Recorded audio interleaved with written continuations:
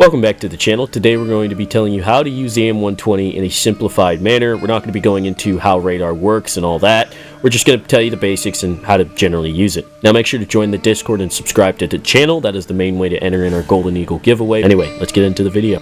Okay, for starters, I'm sure a lot of you are aware on how the new replay system works, or TAC view. So I'm not going to bore you with that. But today what we will be talking about is the AIM-120 and basically how it works in a very simplified manner.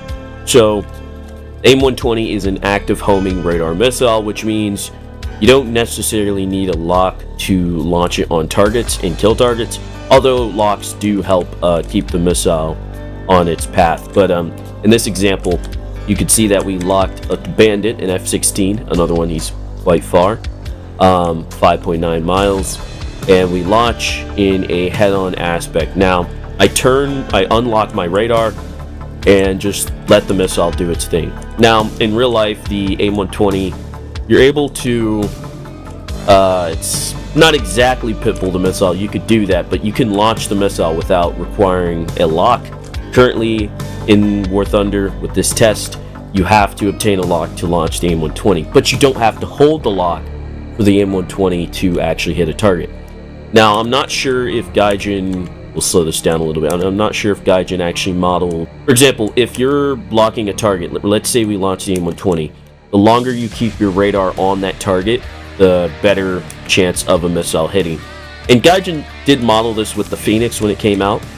But yeah, you can see the AIM-120's tracking, and splash, the guy's dead. This guy got hit by 2 AIM-120s. Oh, 3. He got hit by a bunch, which that's another problem I'll talk about in the future. But let's move on to the next kill.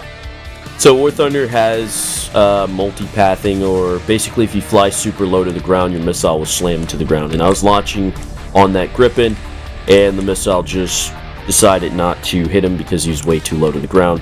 And also the missile was trying to predict where he was going while he was flying downwards. But this guy, I get a pretty decent lock. And you could see that right now, my F-16 is locking the MiG-29. Something very interesting about the AIM-120 is, you know, it has its own radar. So it's able to track targets basically at its own will, I guess. Your radar can help the missile, and things get a little more complicated when you add data link into the mix, but currently our data link it's not the best. I mean, we don't have AWACS, and currently data link, it's just not modeled like it should be. So we're going to ignore that and just say, okay, we launch a missile and it should track this target right there. But as you can see, the missile flies and its own radar picks up a friendly, what is that? I believe it's a Gripen, while my radar is still locking the MiG-29. So you can see they're two separate radars. And this is the problem I was talking about. So when you're launching a bunch of these, you know, AIM-120s, like before, you can have 3 AIM-120s hit one target, or you can have something a lot worse where an AIM-120 hits a friendly and kills him. And you can see clearly I'm not even locking him. My radar is pointed at the MiG-29. And just for clarification, the green flashlight looking thing, that is my radar tracking the MiG-29 SMT. In the next shot we have, this is pretty interesting because we're launching on a relatively low target. I would assume an AIM-7 would be able to hit this target, but I'm still locking him, and then my radar just sort of bugs out, and the missile still connects. You can see the radar is not even tracking him anymore, but the AIM-120 radar, which is shown with the white flashlight, is tracking the MiG-29 quite well. And splash, and he's dead. So pretty much the basics of this missile is you're able to launch it on targets and look away, or, you know, go cold or turn off your radar. And that's the best thing about Fox 3 missiles, which I'm sure most of you are aware. But each missile, Fox 3 missile, has its own interesting, unique capabilities.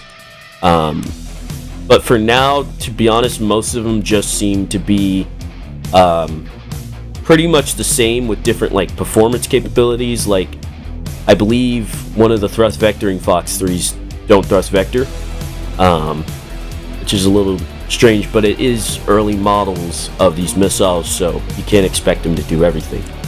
But yeah, this is pretty much the basics. You lock a target, Fox 3, and then you could go cold, turn off your radar, or you can hold a lock. Regardless, the missile will still track, but sometimes it can also track friendly players. So yeah, this is pretty much the gist. We'll switch over to TWS now. Oh, also, you guys can see this AIM-120 slap me. Bam. I got bozoed. Now, in terms of track while scan, this mode I hope most of you are aware with, but just for a basic example, you're able to track targets without hard locking them and, making their RWR freak out. Now, in theory, and in practice in real life, you're able to use TWS to reduce the range of detection of a launch, because track while scan will typically guide the missile, and then once it gets in with like 10 to 5 miles, the AIM-120 radar will go active, and it'll start alerting the plane around 5 miles, which is, that's the no escape zone. That's an example of a no escape zone. But you can see here, TWS is the closest you'll get to being able to pitbull the missile, or just, launch the missile without a lock. Of course, you're still using your radar.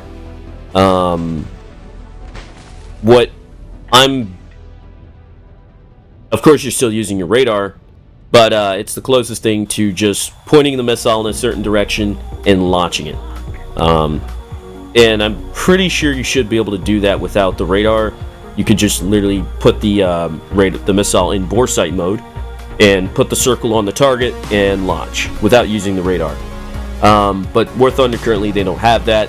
So as of now, TWS is the closest we have to being able to launch our missiles without the radar needing to, fully hard lock a target. Now, one last thing I would like to talk about is what we did in the beginning there. We'll restart. What we did here is where we used TWS to launch a bunch of missiles. You can see some AIM-120s are lofting. They're climbing at higher altitudes to dive on targets. None of these missiles hit. And the tactic is basically spam ram, which is kind of unofficial, where you just launch a bunch of AIM-120s or Fox 3 missiles or active radar and just hope one of them hit, because you launch, a bunch of them at a bunch of different targets. And that's kind of where TWS shines. But yeah, this tactic, it really doesn't work. You're going to need the targets to stay at high altitudes. You could see most of the enemy players fly at a low altitude, and it really doesn't work. But yeah, thank you guys for watching. I hope you enjoyed the video. Again, we'll be hosting another Golden Eagle giveaway, so make sure to join the Discord and subscribe to the channel. That is the main way to enter in that giveaway. Anyway, thank you guys for watching. I hope you enjoyed the video. I hope you learned something. And yeah, you know what? Maybe put some educational things in the comments down below.